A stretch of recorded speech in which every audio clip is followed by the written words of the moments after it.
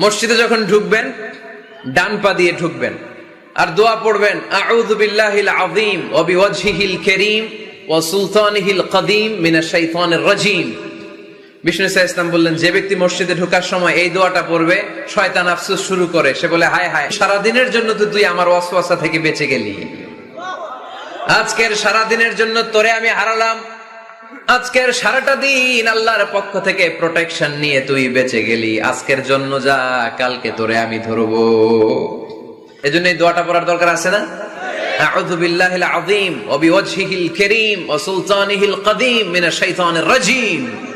চারটা বাক্যের দোয়া মুখস্থ করতে কষ্ট হলে যে ইউটিউবে চলে যাবে আজকেই, ওখান থেকে শুনে আপনারা মুখস্থ করে নেবেন, এই দোয়াটা পড়বেন, তাহলে ওই দিনের জন্য শয়তানের ওয়াসওয়াসা, টেম্পটেশন, প্রভোকেশন থেকে আপনি আল্লাহ তাআলার প্রোটেকশনে চলে গেলেন। সুবহানাল্লাহ পড়েন।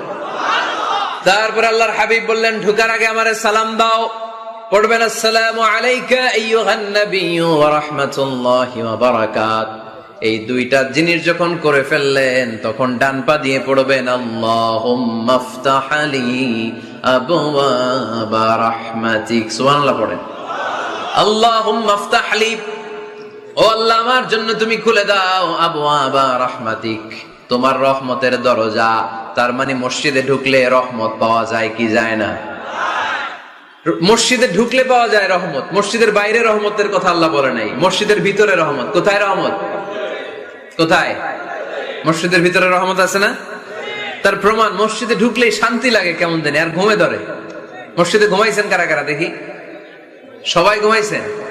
আরে আমি কত ঘুমাইছি, জুমার নামাজের সময় যে কি ঘুম আসে, আসে আসে, কমন পড়ছে, একেবারে কমন পড়ে গেছে, ঘুম আসে। কারণ রহমত, রহমতের ঝিরি ঝিরি বাড়িধারা আল্লাহ তাআলা আরশের উপর থেকে নাজিল করতে থাকে, আর এই রহমতের কারণে হৃদয়টা প্রশান্ত হয়ে যায়, অনেকের ঘুমও চলে আসে, ঠিক কি না?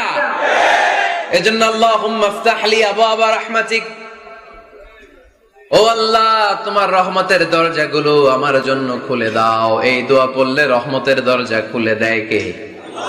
আবার মসজিদ থেকে যখন বের হবেন তখন কোন পা দিয়ে? জোরে বলেন।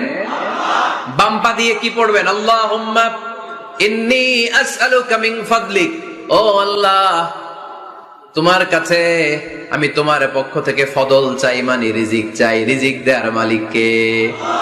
তার মানে খুব সোজা সাপটা কথা হচ্ছে, মসজিদের ভিতরে পাওয়া যায় রহমত, আর বাইরে পাওয়া যায় ফদল বা রিজিক। বাইরে পাওয়া যায় কি? রিজিক। মসজিদের ভিতরে রিজিক আছে, তার মানে সারাদিন মসজিদে বসে থাকলে রিজিক মিলবে? নামাজের সময় নামাজ পড়তে হবে, কাজের সময় কাজ করতে